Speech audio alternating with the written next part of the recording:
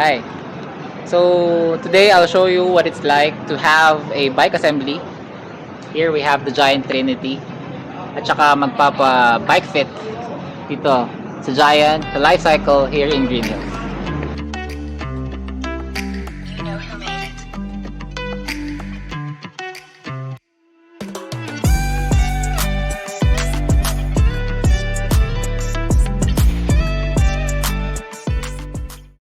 Hi, good morning. We are now going to Lifecycle Bike Shop in Greenhills. So today, ipapa-assemble ko na yung isang inutang ko na triathlon frame, and yeah, magkakaroon din tayo ng preliminary na bike fit mamayang lunch. So yeah, we'll see. I brought my own group set, and yung existing ko na wheel set sa previous bike ko, yun lang nilipat natin kasi medyo tight sa budget. But yeah, I'll take you through it. Pakita ko sa inyo what's a triathlon frame or a time trial frame, and what sort of group set that I'll install or papa-install, and then what it's like to have a bike fit. So actually yung Lifecycle nag-offer sila ng bike fit sa shop nila, and yeah, if you'd like, pwede nyo ring i-try or try to visit. Marami sila talaga na available na bike frames or the whole bike, I mean. So yeah, I'll see you there.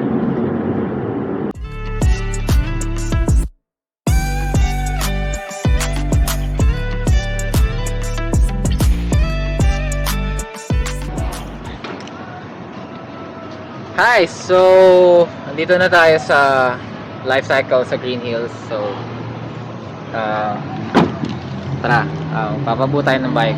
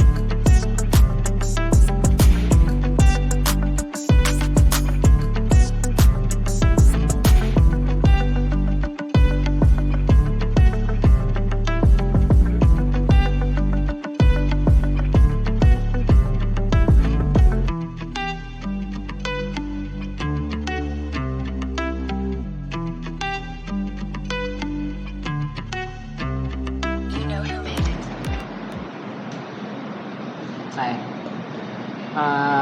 We're here at the Life Cafe and inside the Lifecycle shop here in Greenhills. So nag-bike fit tayo kanina. Binigyan tayo ng mga measurement ng katawan, and then from that, binigay ang mga measurement ng bike or yung magiging adjustments for the bike. Like for example, yung saddle height, yung mga distance from saddle to the elbow pads and all. So all of that are given here. So may service na ganito sa Lifecycle. So for the bike fitting, binigyan tayo ng options to choose kung anong bikes ang pwede or gusto natin.